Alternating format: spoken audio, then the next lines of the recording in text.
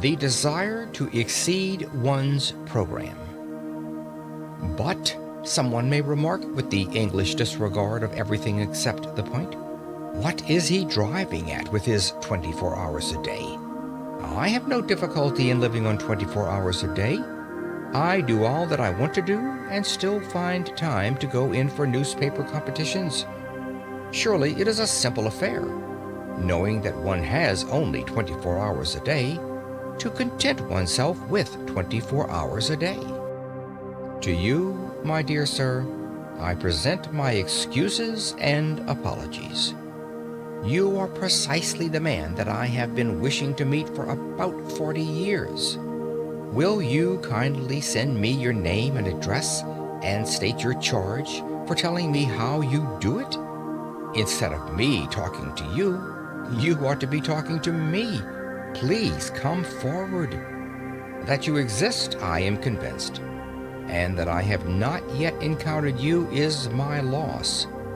Meanwhile, until you appear, I will continue to chat with my companions in distress, that innumerable band of souls who are haunted, more or less painfully, by the feeling that the years slip by and slip by and slip by, and that they have not yet been able to get their lives into proper working order. If we analyze that feeling, we shall perceive it to be, primarily, one of uneasiness, of expectation, of looking forward, of aspiration. It is a source of constant discomfort, for it behaves like a skeleton at the feast of all our enjoyments. We go to the theater and laugh, but between the acts, it raises a skinny finger at us. We rush violently for the last train, and while we are cooling a long age on the platform waiting for the last train, it promenades its bones up and down by our side and inquires, "O man, what hast thou done with thy youth?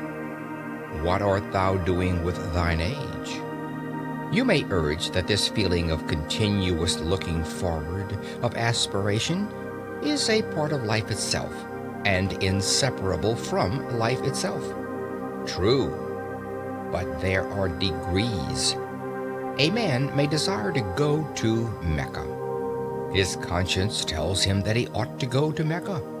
He fares forth either by the aid of cooks or unassisted. He may probably never reach Mecca. He may drown before he gets to Port Said. He may perish ingloriously on the coast of the Red Sea. His desire may remain eternally frustrate. Unfulfilled aspiration may always trouble him. But he will not be tormented in the same way as the man who, desiring to reach Mecca and harried by the desire to reach Mecca, never leaves Brixton.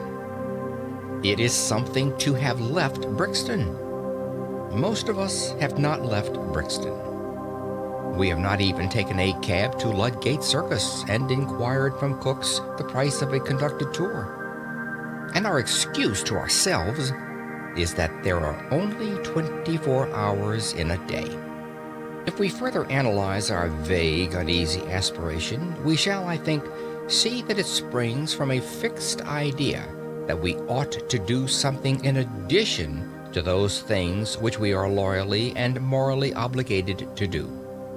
We are obliged by various codes, written and unwritten, to maintain ourselves and our families, if any, in health and comfort, to pay our debts, to save, to increase our prosperity by increasing our efficiency. A task sufficiently difficult. A task which very few of us achieve. A task often beyond our skills, yet if we succeed in it, as we sometimes do, we are not satisfied. The skeleton is still with us. And even when we realize that the task is beyond our skill, that our powers cannot cope with it, we feel that we should be less discontented if we gave to our powers, already overtaxed, something still further to do. And such is indeed the fact. The wish to accomplish something outside their formal program is common to all men who, in the course of evolution, have risen past a certain level. Until an effort is made to satisfy that wish, the sense of uneasy waiting for something to start which has not started will remain to disturb the peace of the soul. That wish has been called by many names. It is one form of the universal desire for knowledge, and it is so strong that men whose whole lives have been given to the systematic acquirement of knowledge have been driven by it to overstep the limits of their program in search of still more knowledge.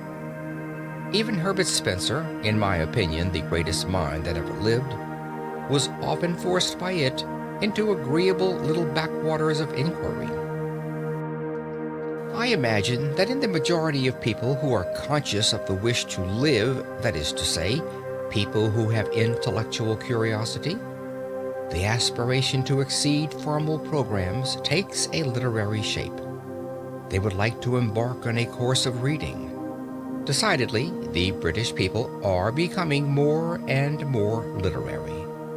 But I would point out that literature by no means comprises the whole field of knowledge, and that the disturbing thirst to improve oneself, to increase one's knowledge, may well be slaked quite apart from literature.